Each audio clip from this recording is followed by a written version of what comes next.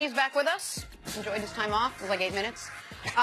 Coach, as the great Shakespeare once said with regards to Odell Beckham Jr., to trade or not to trade, that is the question. Who knew Hamlet was such a good football movie? Nick, who's Shakespeare? Oh, come on, don't do that to yourself. I could have done it in my British accent, but I chose not to. I really Day five. I don't think you do, Coach. Day 5 of continuing coverage of Odell. As of now, he's still not been traded, but he reportedly told 2 Rams players that he, quote, wants in on a trade to Los Angeles. That would involve playing for a younger quarterback in Jared Goff and great offensive mind in Sean McVay. All right, Coach, how good of a fit would OBJ be with the Rams? We're not saying he's going there, but if this is someplace that came up. Coach texted me earlier and told me he was fired up for this question, like he was ready. I am.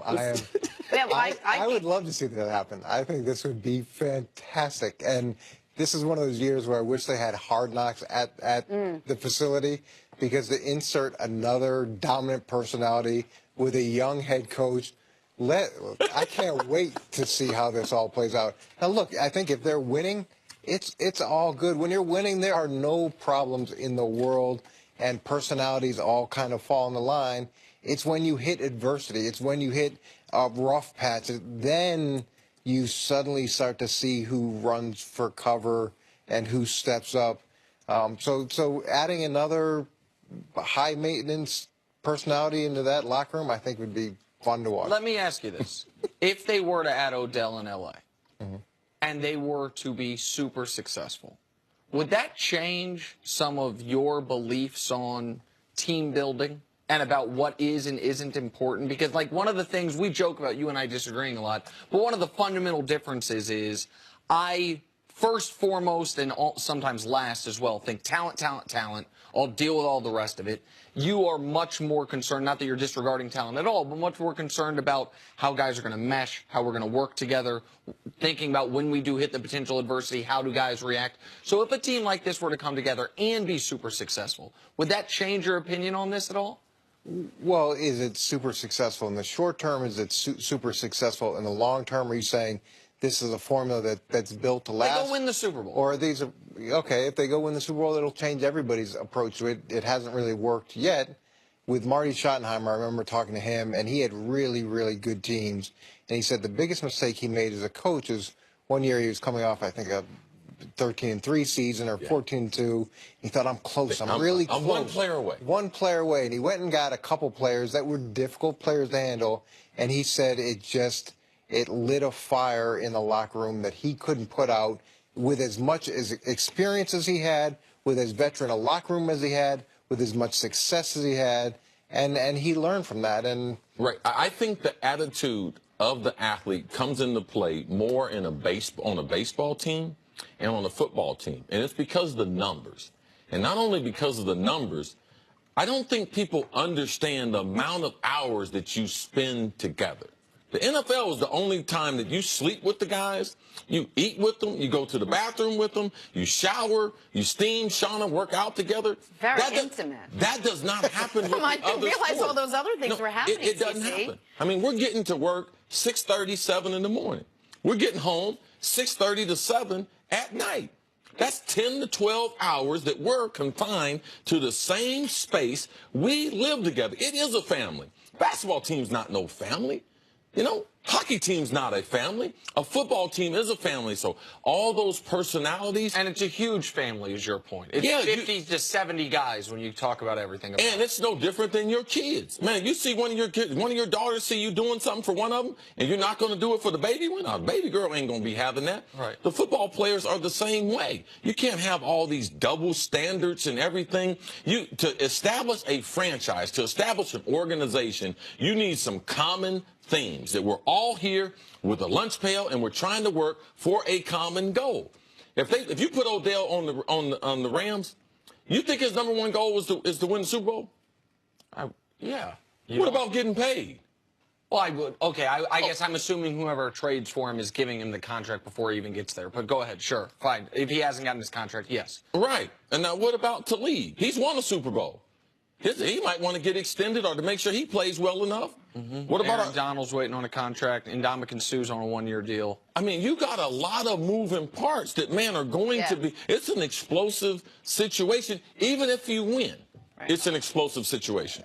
This is a little bit longer story. I'll try to give you it briefly. Andre Rison to the Browns when I was a young guy working for Bill, and I had to go pick him up, and the hotel or the airport was about 5 minutes away, but we needed a limo.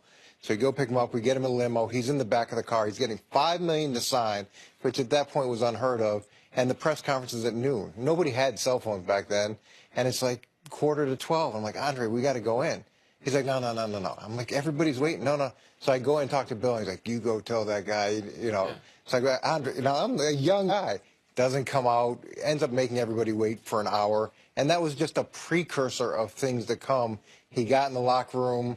There's some other impressionable wide receivers, and it imploded. So you can add personalities, and just like there's force multipliers, there's guys that are like force detractors. Yeah, or it's like saboteurs, whatever you want to call them. It's that dynamic is fragile in a locker room. I wanna talk about that example versus Odell. I don't think that's who Odell is. I do think Odell's a guy who means well. I do think Odell's a guy who's well-liked by his teammates. In fact, I know he's well-liked by his teammates. The problem for Odell and with the organization can sometimes be, it appears, because he's so well-liked by his teammates, that his behavior is a bigger distraction than if it's a guy who's just a one-off. Like, listen, this is a guy who's just on to his add own. Something.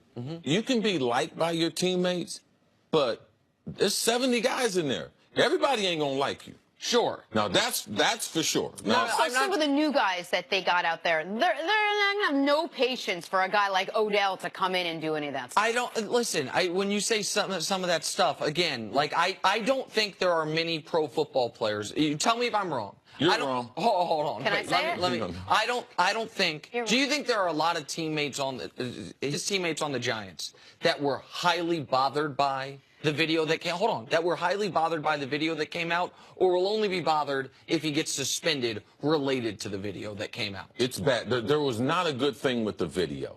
All right, there's no one on that team saying, way to go, Odell. Right, but way are there a lot of message. guys that are mad at him about it or upset about it? Yeah, because it's stupid. Yeah, they're disappointed. Okay. Absolutely. And put in the context of, you had the boat issue that came up. You have all the things that have come up that haven't even gotten out to the media, because typically, and look, I'm not trying to kill Odell. I don't even know Odell. I'm just saying with players, if there's a pattern of behavior, you got to sit back as an organization and say, is this something that's going to change with maturity and time, or is this something that's a precursor to more difficult? In the last 15 years, how many times have New England been to the Super Bowl? 7, 8. Eight. Sorry. Yeah. We need to duplicate that. We know that works. We know a good locker room works, all right? So why would we try this other off-brand thing to think that that's the way to get to the Super Bowl? In the NFL, it's not about talent. It's about cohesiveness. It's about going one way and getting some breaks. And when you have that many superstar players, when you have that many personalities that have all had issues somewhere else, not one of them, not two of them, they got 10 of them. Like, it's hard to win a football game with 70 guys, and you know that you have a bunch of guys that at some point they're going to do whatever they want to do. Either walk off the field, get a face mask, get a personal foul, kick the net, like draw some attention to themselves. When it's about winning football games, all those other things, they're not as important to a lot of the Whitworth, the left tackle they brought in. You think that's important to him? How Odell does his hair and stuff like that? No. He's trying to win. He hadn't won his whole career. That's the only thing important to him. Now, Wade Phillips can only do so much, but let me tell you something. He knows soothsayer. He knows miracle worker, okay? Like, you cannot have that many personalities and believe that's the best way to try to pursue a championship.